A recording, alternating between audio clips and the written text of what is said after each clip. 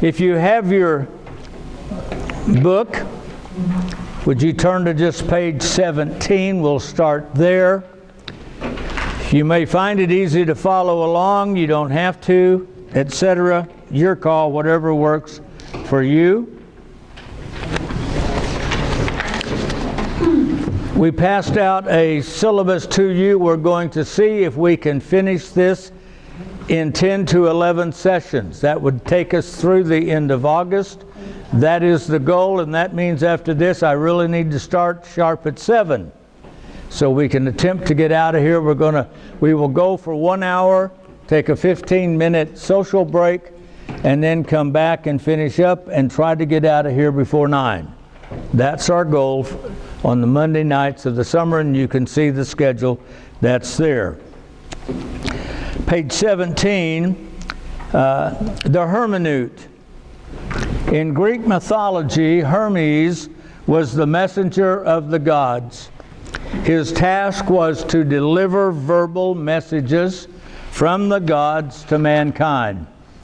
In order to do so, Hermes had to know the language of the gods as well as the languages of mankind. As a translator, he had to do more than simply exchange words from one language to another. His task was first of all to understand what the gods were saying, and secondly, to communicate what was being said so that mankind understood the message. He had to understand the message, translated in such a way that it could be understood. I understand my task in this seminar to be that of a hermeneut. Not that I have any divine commission to speak on behalf of God or the church. I do not. Let's be clear about that. With the psalmist I confess, O Lord, my heart is not proud, nor my eyes haughty, nor do I involve myself in great matters or in things too difficult for me.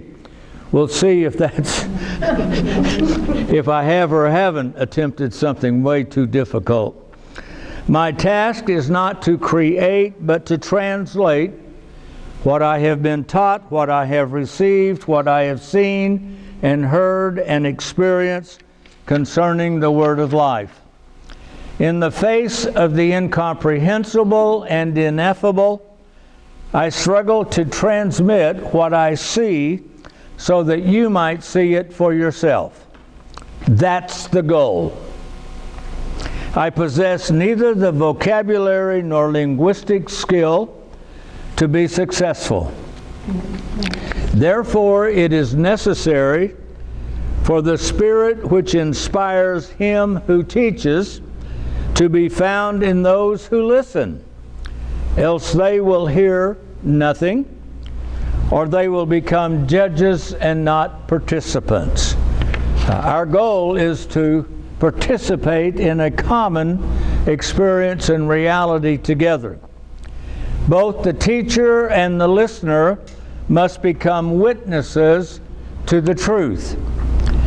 The purpose of external teaching is to actuate the gift of the Spirit so that our thought also participates in faith, meaning this possesses the possibility of being a whole lot more than simply academic information. Faith turns the hearer into a participant so that what we know without knowing how we know it. Our hearing bears fruit in an altogether new ontological relationship with God. Ontological in our existence, in our being.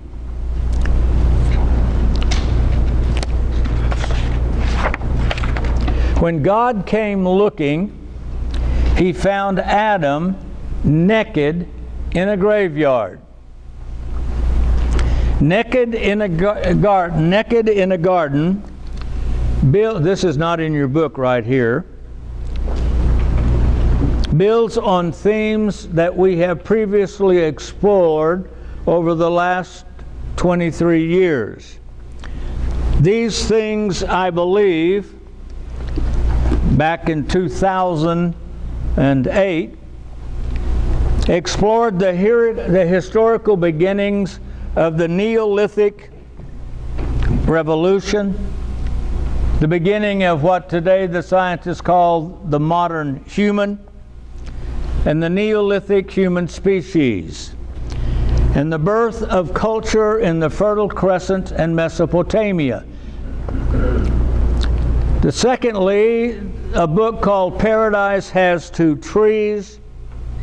This book explored human knowledge and human knowability in the discussion of the tree of the knowledge of good and evil. Naked in a Graveyard, the book that you have, assumes and takes for granted the discussion in those seminars covered in those books. We come now to build upon them. If I have to try to go back and explain everything, we will never get done in the next 5 years. So I'll do my best. I'm just letting you know, if you want more background information, you can go on Amazon.com and get it. It's there for you. You see, in paradise, Adam lived in a world with two trees. And Adam chose to live in a world with only one tree. This seminar is about cultural consequences of living in a world with only one tree. You have your own personal story. Your family has its family story. Countries and nations have their own stories, and cultures have their stories. Our personal story and our family's story, as important as they are to us, are small stories. Our nation's story is a larger, but the story of culture, our culture, is massively huge. The story of all mankind is a super story. The story of all mankind, what happened when Adam left and started building a world with only one tree, is a huge story. All of the other stories, our personal stories, our family stories, and even our nation's stories, all take place within the super story, inside this huge story of what Adam and his descendants created with only one tree. We do not normally think in such large categories as cultures. We especially seldom, if ever, think in terms of a 12,000-year-old culture, Adam's culture. And we need help if we are to think about anything that huge. So we're going to take baby steps. Someone just went, "Whew, I hope so." Haven't understood a word he said so far. We are going to take baby steps, one step at a time, 1 week at a time. We will enlarge ourselves and our thinking about the whole, W-H-O-L-E, and see ourselves within the larger picture. Now, we skipped over, but it's at the front of your book. There is the foreword by Vasilios Patsos of Tauville, Switzerland. You may find it very helpful and encouraging to read his foreword as he relates his own journey while making his way through Naked in the Graveyard. For those of you that have stumbled upon us on the internet, you will find the book Naked in a Graveyard useful and necessary. It contains footnotes and references. Naked in a Graveyard is about the world, a naked Adam created with one tree. Those of you on the internet, if you find us on YouTube, I don't deal with YouTube. I don't have time to get on it and see any comments that you might be making. If you wish to give me a message, and many do, I just don't get them, and I don't even know how I could reply to you on YouTube. That's not my expertise. I'm a long ways from it. I did put up on the board here my email here at the church, and you can always contact me that way, and I will do my best to answer whatever you have to say. That brings us then to the first half of our project, reading between the lines. Reading between the lines. Chapter 1, wherever chapter 1 is, I don't have the page number, but we are ready for chapter 1. St. Luke, chapter 8, 26 through 39. A familiar story to us. We'll just remind ourselves. At that time, Jesus arrived at the country of the Gadarenes, which is opposite Galilee. And as he stepped out on land, there met him a man from the city who had demons. For a long time he had worn no clothes, and he lived not in a house, but among the tombs. When he saw Jesus, he cried out and fell down before him and said with a loud voice, "What hast thou to do with me, Jesus, Son of the Most High God? I beseech thee, do not torment me." For Jesus had commanded the unclean spirit to come out of the man. For many a time it had seized him. He was kept under guard and bound with chains and fetters, but he broke the bonds and was driven by the demon into the desert. Jesus then asked him, "What is your name?" And he said, "Legion," for many demons had entered him, and they begged Jesus not to command them to depart into the abyss. Now a large herd of swine was feeding there on the hillside, and they begged Jesus to let them enter there.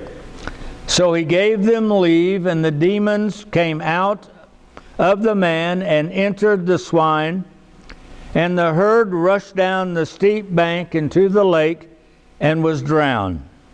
When the herdsmen saw what had happened, they fled and told it in the city and in the country. Then people went out to see what had happened, and they came to Jesus and found the man from whom the demons had gone sitting at the feet of Jesus, clothed and in his right mind, and they were afraid. And those who had seen it told them how he who had been possessed with demons was healed. Then all the people of the surrounding country of the Gadarenes asked Jesus to depart from them, for they were seized with great fear. So he got into the boat and returned.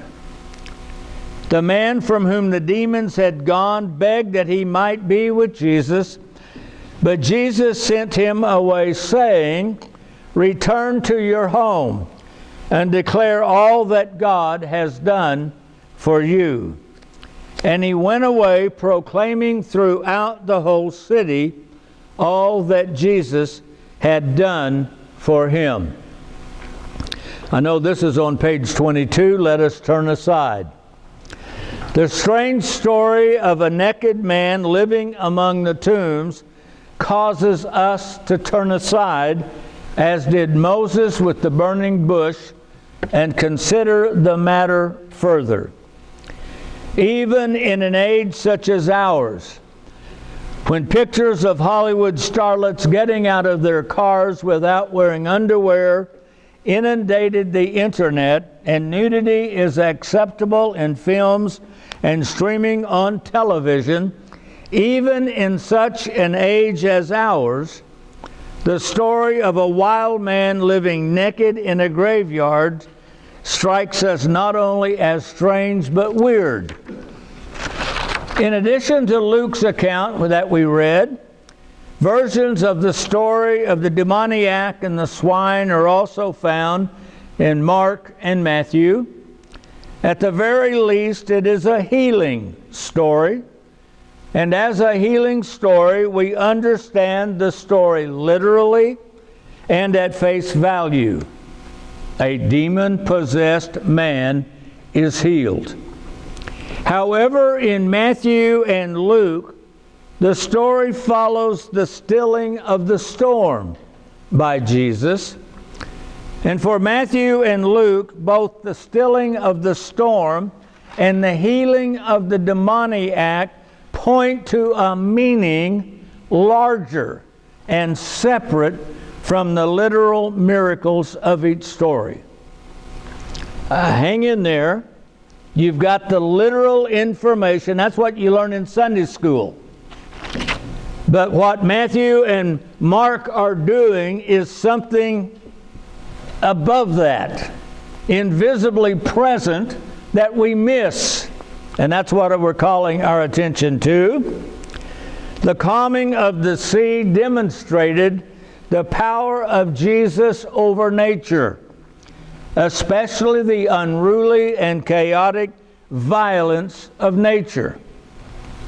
Likewise, the healing of the demoniac demonstrated the power of Jesus over the invisible world of demons, or if you prefer, the invisible, subconscious, and psychologically unruly and chaotic world of human nature.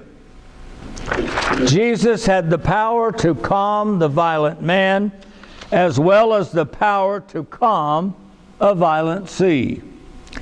These two different ways of understanding, one literal, one a little deeper, we might call the literal and the allegorical. They are not contradictory, nor do they cancel each other out. Both understandings can be correct simultaneously. There is, however, still a third way of understanding Scripture, the mystagogic. The literal has a level of understanding deeper than its surface details. St. Paul said, "Therefore from now on we regard no one according to known Christ according to the flesh, yet now we know him thus no longer." Thus we know him no longer. We know the physical details of the story of Christ. We know allegorical, secondary levels, that he's the overseer of nature and the demonic powers. But we cannot stop there, or we miss the meaning of the transfiguration. We miss the meaning of the resurrection, all of which transcends the literal details of the rock being moved away and the tomb being found empty. Jesus is so much more than the literal information about his life. I guess you're realizing this is not going to be a Sunday school class. Okay. On Mount Sinai, the people were afraid to be in the presence of God. Moses went instead in their behalf. So the people stood afar off, but Moses drew near the thick darkness where God was. Moses entered, we are told, into the darkness where God was. That is, into the unseen, invisible, incorporeal and archetypal essence of existing things. Whoa, I don't know what all that means, but it tells us something else is going on in the presence of God that you can't put into words. Thus he beheld what is hidden from the sight of mortal nature. It's that illumination, that aha moment that we're talking about. That is the third level, the mystagogic level. The first two levels, literal and allegorical, make use of our rational cognition, which we use for recognizing and knowing the sensible, our eyesight, our five senses, knowing the sensible portion of our world. The mystagogic makes use of our cognitive awareness, which mankind uses for perceiving the non-empirical, non-sensible portion of our world. We have two ways of knowing, one by which we know the visible and one by which we can experience and know the invisible. We're on page 23. The world in which we live is a whole, W-H-O-L-E, comprised of the visible and invisible, interpenetrated and simultaneously existing. The visible's not here and the invisible out there, interpenetrated, simultaneously existing as a W-H-O-L-E whole reality. Mankind living in such an interpenetrated and simultaneously existing world possesses two separate faculties, ways, means for knowing. Sensible knowing is derived from our senses, and the cognitive awareness arrived from our experiential insight, intuition, or illumination. One lets us know the physical world, one lets us experience and know the invisible. There are two different ways of knowing, and they have gone by different labels throughout history. The ancient Greek philosophers spoke of the sensible way of knowing as rational knowledge. Cognitive awareness they called noetic knowledge, from nous, the Greek word for the mind. Don't get lost on me. I just got to lay something here. Elijah had to build the altar before the fire could fall. Okay. Sensible knowledge was a way of knowing information gained from the senses. Noetic or intelligible knowledge was a way of knowing that which was not knowable by the five senses, but which was nonetheless interpenetrated, simultaneously present within that which the senses knew. I realize that's mind-boggling. Let me give you an illustration. I would like for you to stare. Let's stare right here at the center of this board. How about that? Can you just stare there, everybody? Now, while you're doing that, if you'll take your right hand, stretch your fingers apart, and bring your hand over your face and still keep looking at this. Okay? Just hold it there. You can still see this, and this is kind of fuzzy. Now, look at your fingers. Focus on those four fingers in front of you. You can now see them, and there's something behind them that you can see. Now, while your hand is here, do it with me, please. I know you feel silly, but that's how we learn. Now, while you're looking here at your hand, and that's in the back, just what happens when you close your fingers? You see only the fingers. We no longer see what we saw a while ago when we focused here. If we focus on the unseen, we can eventually see. If we focus on the visible, we see the visible. Just because we live in a world that only teaches us to focus on the visible things of our five senses does not mean the other has gone and left or never existed. They both exist simultaneously. I can look at Dax, put my hand here, and I still see Dax.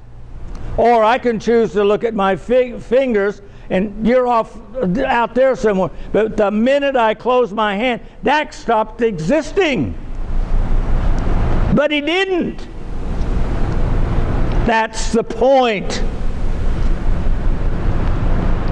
There are your fingers to look at, and that's just your sensible, rational way of thinking. There is that which is present, invisibly so, and that is knowable by our cognitive awareness. Page 24, what concerns us at the present is this. Those first two levels, the literal and the allegorical, are easily associated with sensible, five senses, empirical knowledge, and all the categories that follow from that. The mystagogic level of understanding only comes from the noetic knowledge, that knowledge of, wait a minute, there's something out there that's present here. It all depends on what I'm giving my attention to. Let us be attentive. What are we attending to? The literal, empirical world? That's all I see and get. But that does not mean the mystagogic is not also present at the same time.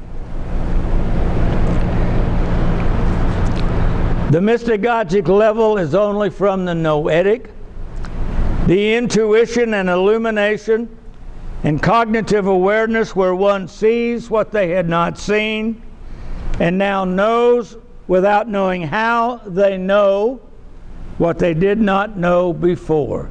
Suddenly you know, and you don't know how you now know it, but you can't stop unknowing it. Before we seek to enter into the hidden darkness of the naked man, like an athlete before a competition, let us first go into training. You see, we're headed to the story of the naked Gadarene. But before we get there, we need some practice of beginning to read between the lines, between our fingers, and see what else is present.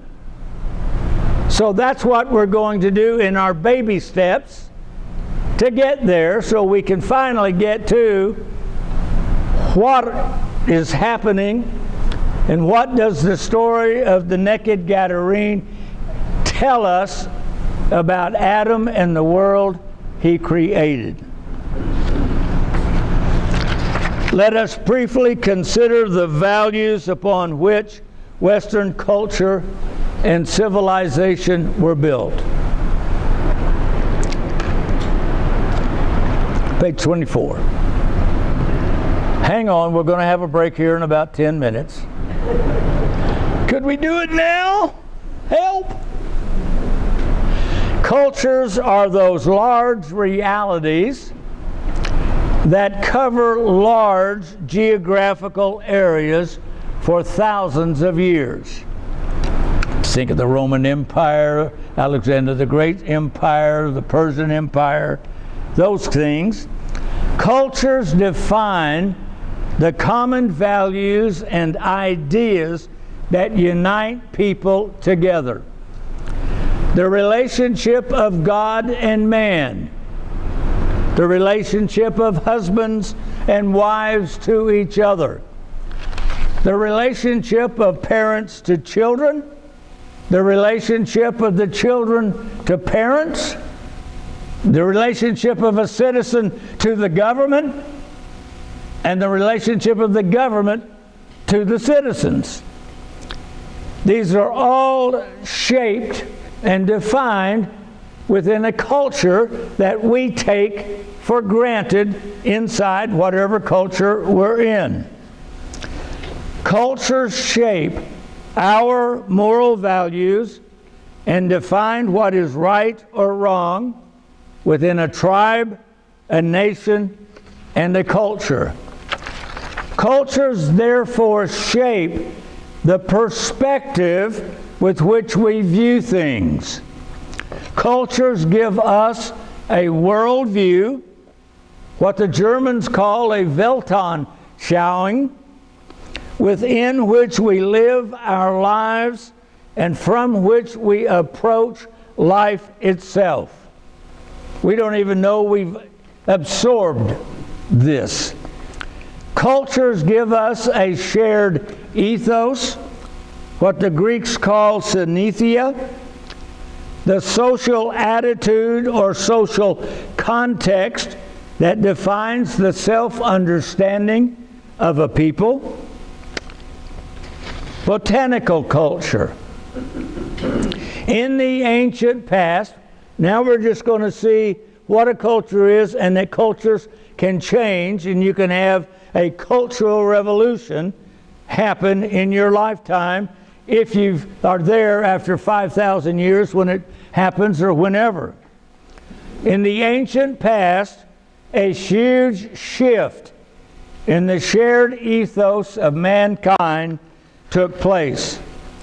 The memory of this shift may be at the heart of the overthrow of the Titans by Zeus in Greek mythology, which speaks of the overthrow of the old world order and the replacing of it with a new world order. You see, when Adam came out of the garden and started building a world, you start building a culture. The old world order was built on the mystery of life. The ancients knew that both men and women will die.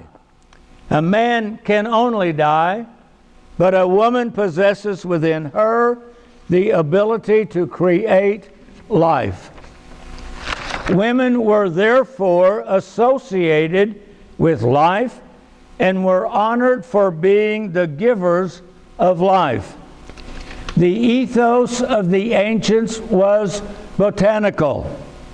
In a botanical world, men and women were partners and shared life together as equals. The ancient world was agrarian and was deeply rooted in the soil and the fertility of the earth. For the ancients, life was circular, like the seasons of the year. Life was tied to the earth.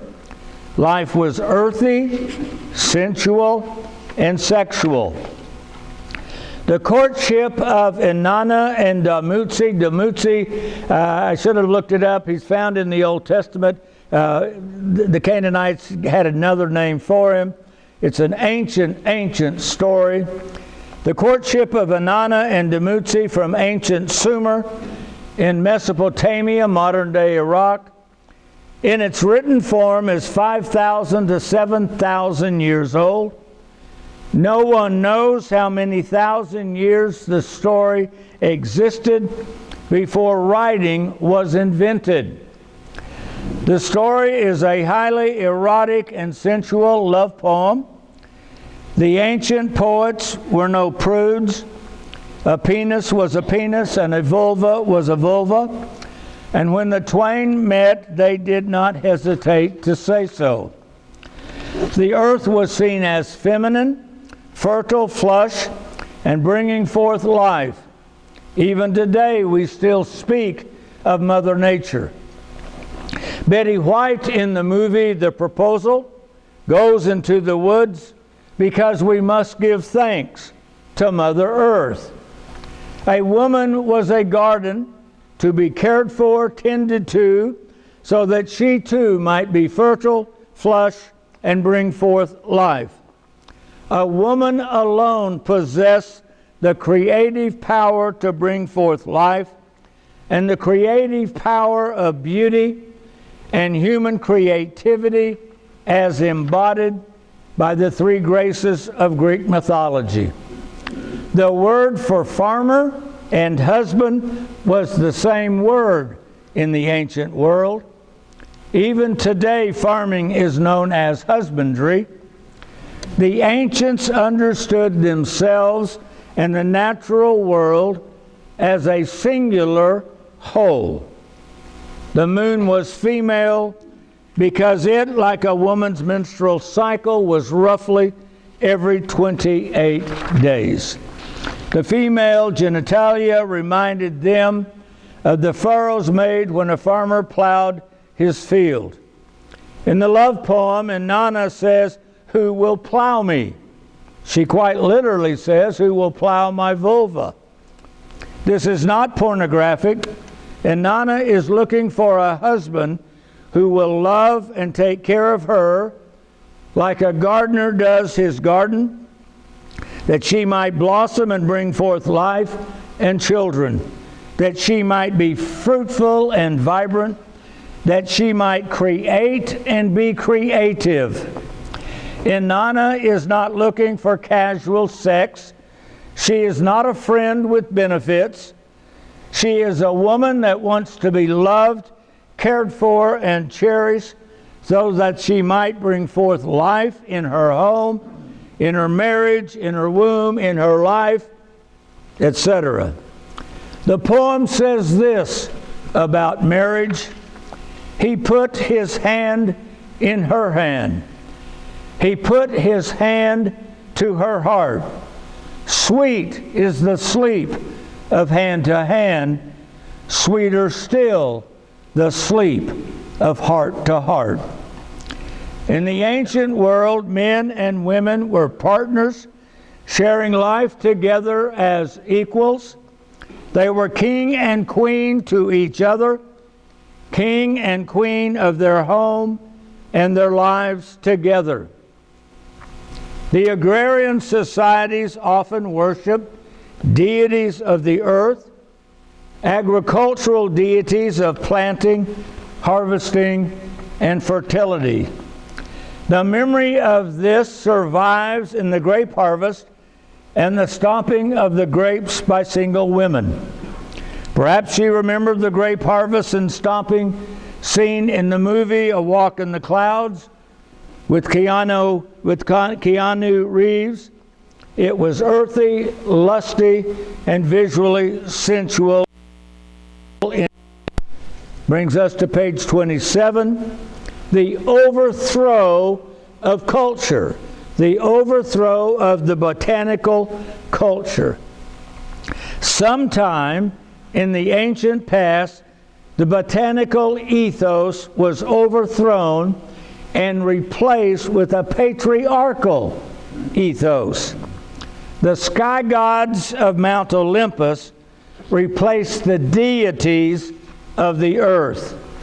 The seasonal circularity of life, death, and rebirth was broken. Life became linear, past, present, future, and the future always ended in death. The mystery of women giving life was no longer appreciated and honored. Zeus the leader of the sky gods, was a sexual rogue and a sexual predator. Today we would call him a sex offender. He was continually unfaithful to his wife. He had an uncontrollable sexual appetite, which compelled him to pursue virtually every attractive person, mortal or immortal, male or female.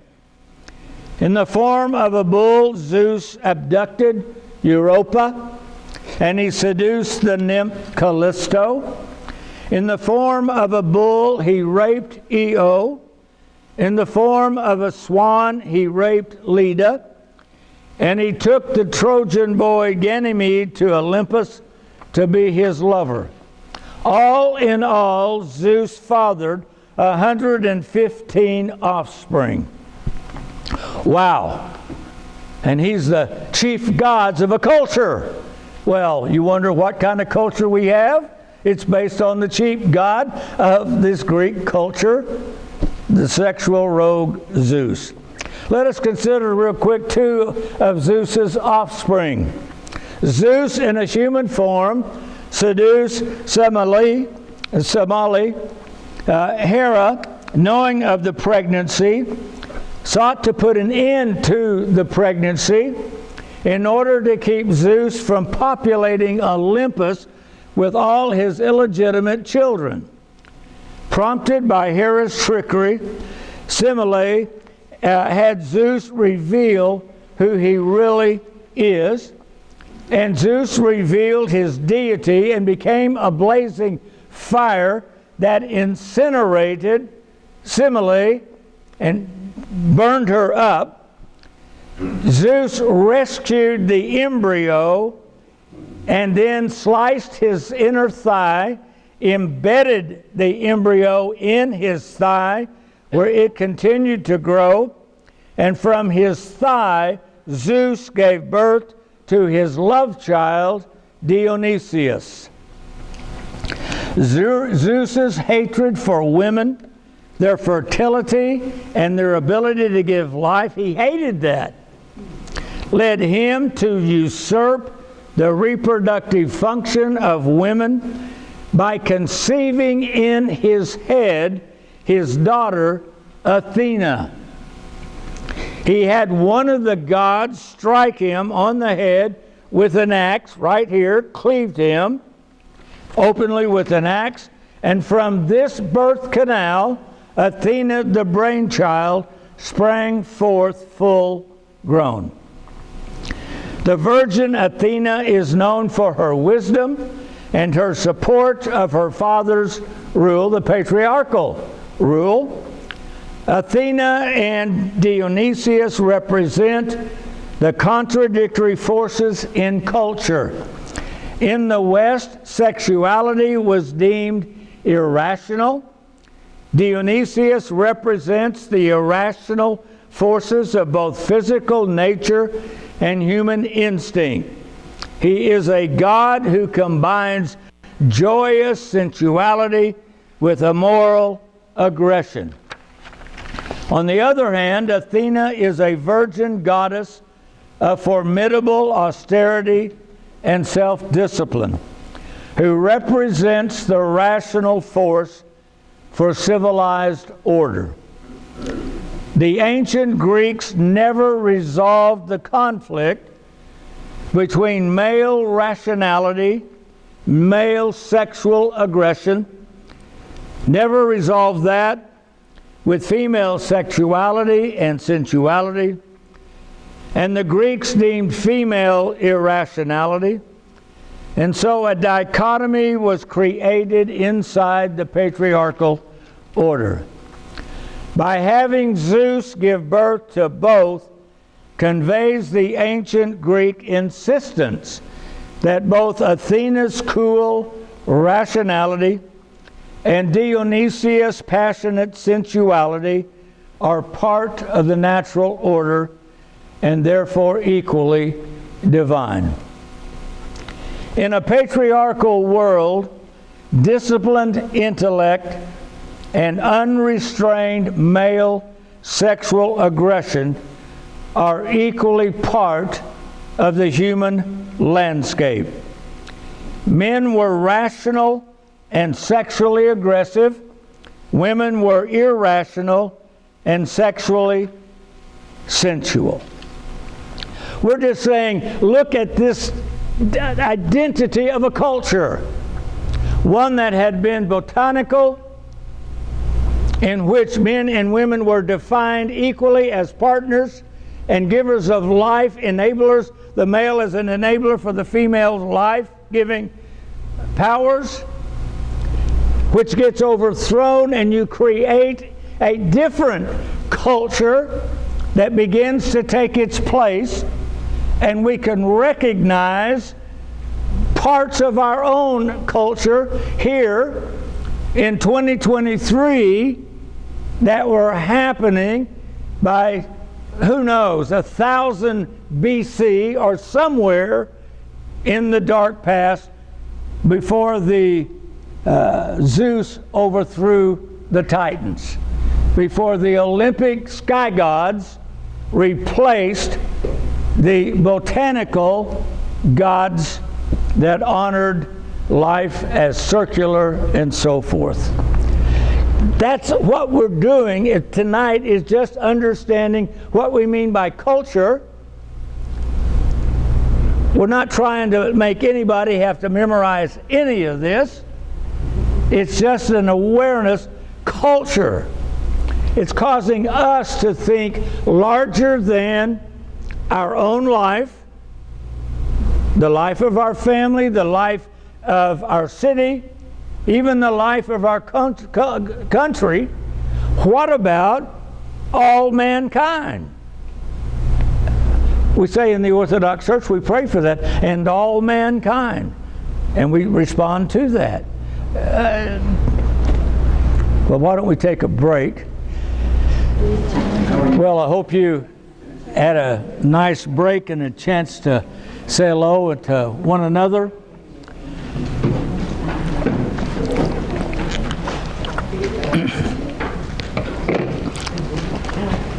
Someone might ask, why are we discussing secular sources?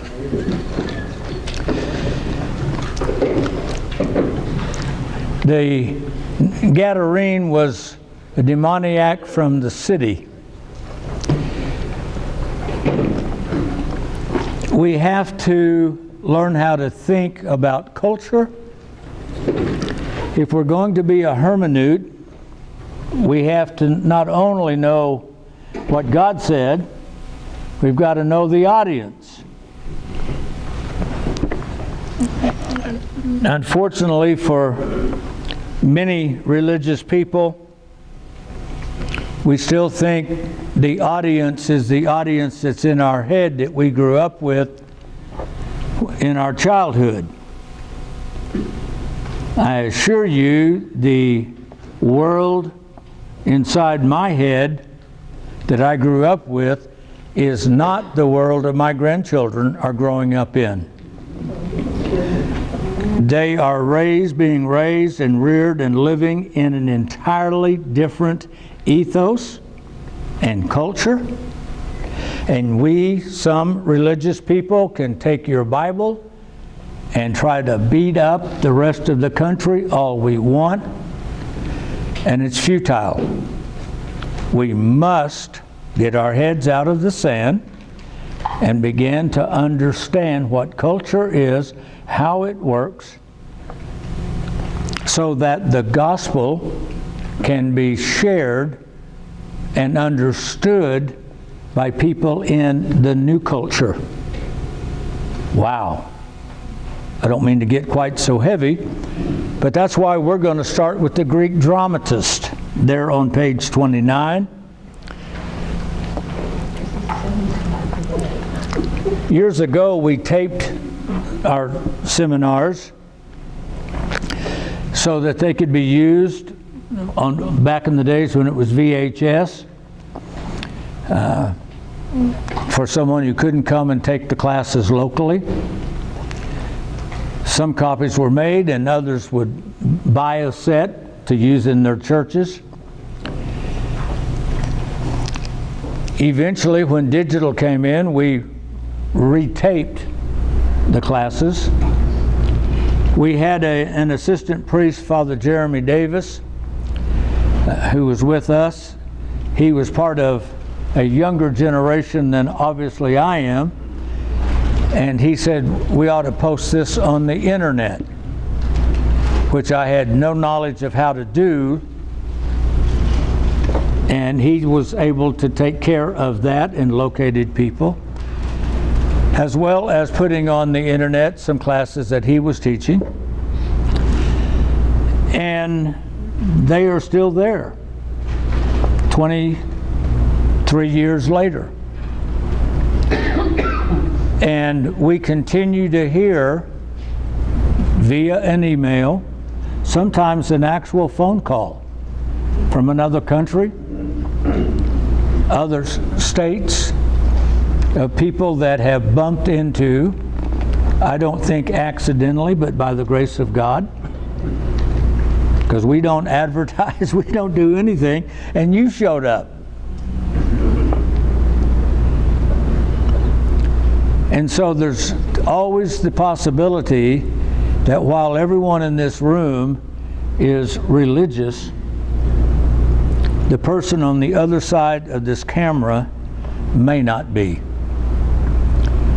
And so I have that task of not only trying to talk to you with all the different ages represented in the room, as well as all the unknown out there that God may choose to use something said here to be one of those illuminating moments in somebody else 20 years later than tonight. The Greek dramatist. From 500 BC to 400 BC, the Greek dramatist grappled with trying to understand the new world order where men dominated women.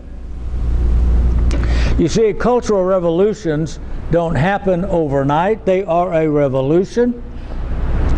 You might think of a more recent one of the Bolshevik Revolution in Russia, where a Orthodox Christian country, Russia, overnight became the first atheist state in the history of the planet. We dealt with that issue, and the Russian scholars analyzing that after the fall of the Berlin Wall in the book, These Things I Believe. So the Greek dramatists between 500 and 400 BC are in that 100-year period where the overthrow has happened. Zeus has done it. The Titans are gone. And now it culturally is infiltrated and the transition is happening. The Greeks had temples, but they didn't have churches, in the sense that they didn't communicate and transmit culture in a temple. You just went and put some incense in and so forth. And the Greek dramatists are going to invent the theater, where they would preach their message in a play without telling you what the message was. They'd let you watch the play, and they would dramatize out the issues, so that a population then, and they didn't build cathedrals the way we see cathedrals. They built what looks like a football stadium, the Greek theaters, where they would gather by the thousands to be able to watch the play. And you begin to have then the transmission of an understanding given to the people through the dramatist. The three great dramatists Aeschylus, Sophocles, and Euripides re-examined the stories of the ancient Greeks to find answers to what the relationship of men and women was supposed to be in this new male-dominated world. We're going to use some of those plays as our homework. No, you're not going to take it home. We're going to do it together here, beginning to look at some of them to see this happening, because that's how, with our baby steps, we're going to learn how to think larger than the literal.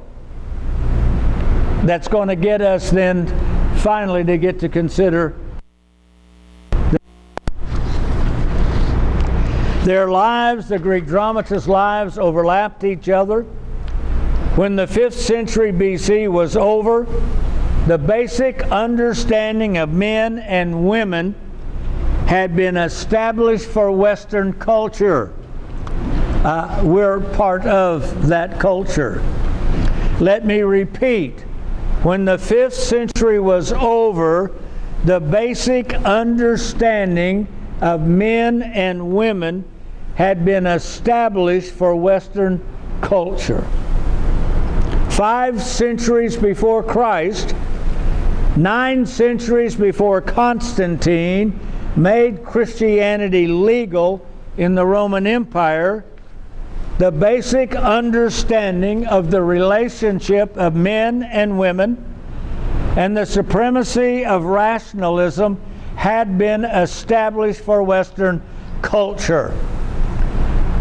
That's important to know, because everyone blames it on us.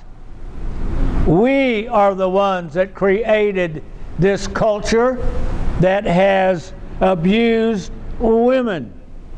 It is not true, and at least we ought to know the truth. It was happened 500 years before Christ. It was not Christianity that defined sexuality in Western culture, but ancient Greece. These 3 great playwrights, for all intents and purposes, invented the theater for the telling of the stories that not only entertained but carried deeper allegorical themes. In particular, these playwrights wrote plays that dealt with the cultural, sexual transition of a botanical culture becoming a patriarchal culture. 24 centuries later, Western culture today presently finds itself once more grappling with the same issues as it undergoes its own cultural shift. These ancient plays offer insights helpful to us in understanding the dynamics at work in our own cultural shift. Page 30, A Wonderful Day in the Neighborhood. For the most part, all of us live a parochial life in our own parochial neighborhood. The world in which we live is our own particular neighborhood. Our neighborhood of family, friends, and associates affirms who we are, affirms the values we have, and the truth we believe. That's who we hang out with. This is not to say we are blindly parochial.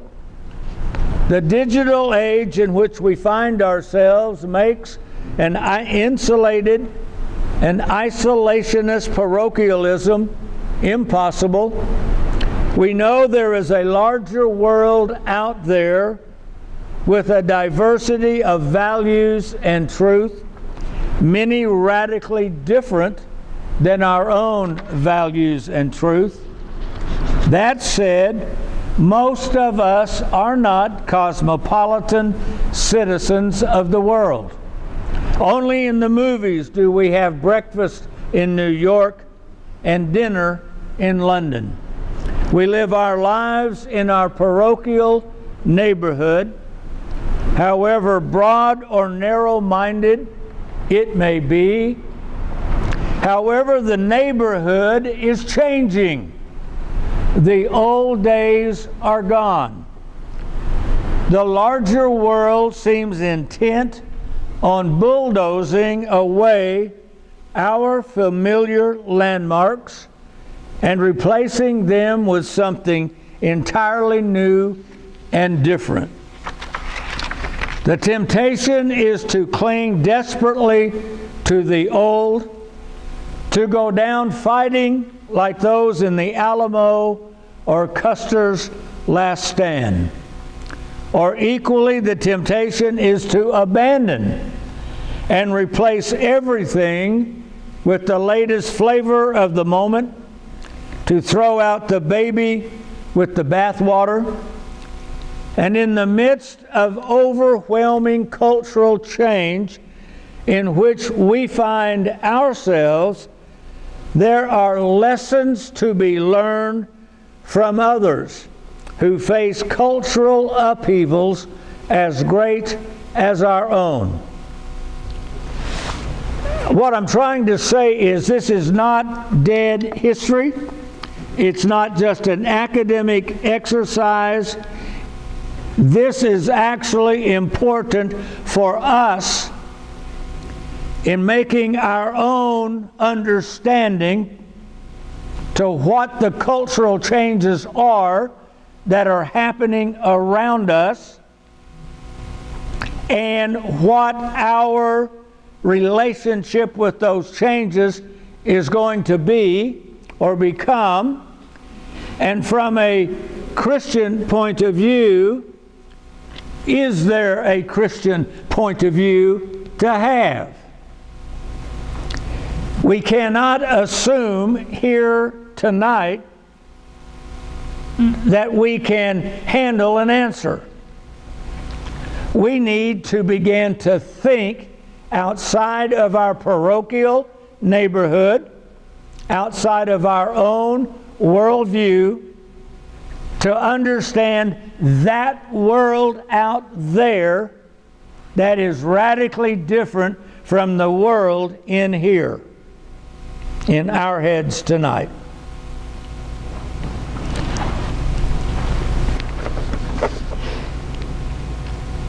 The 5th century playwrights, Aeschylus, Sophocles, and Euripides, help us think larger than our neighborhood. It's an exercise to teach us to think larger in categories that suddenly begin to be able to think in terms of the whole story that got created when Adam left the garden with only one tree.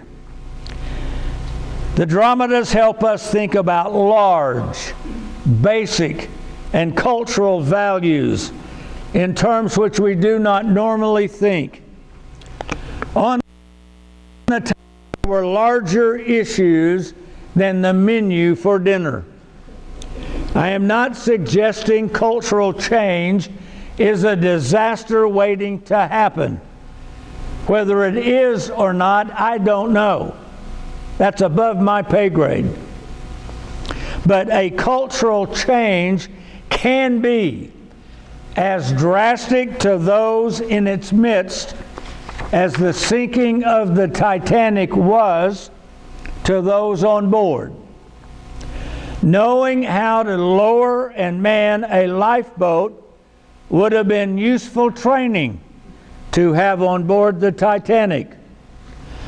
Knowing how to think in cultural and civilization long terms might prove useful for those of us living in our parochial neighborhoods. The basic cultural values of Western civilization originated in Greece with Homer and then the 5th century dramatists. Let us learn from them how to think in such large ways. Their answers, the answers of the classical Greeks, will not be our answers. Their answers are, after all, what Western civilization is abandoning in our lifetime. However, let us train ourselves to think in such categories that we might not be overtaken with panic and fear as we face an unknown and perhaps uncertain future. Do not panic and be afraid. So our cultural training serves two purposes. That of being prepared for cultural change in our own lifetime, and secondly, that of learning how to read between the lines so that we might be prepared to enter into the darkness surrounding the naked man, that we might be able, like Moses, to go up the mountain into the presence of the darkness surrounding God and see what that darkness, what is hidden in the darkness culturally of that literal story of a demon-possessed man being healed by our God and Savior Jesus Christ. That's why we are in part 1, reading between the lines. Before we consider the naked Gadarene, we're going to train ourselves by learning how to read between the lines of others that are non-religious and have non-biblical stories. If we can learn to do that, we will go to part 2 and deal with the naked Gadarene. It's a journey. I hope you'll read that forward by Vasilios. It might help us understand how it can be a journey of self-discovery at the same time. Well, God bless you for being here.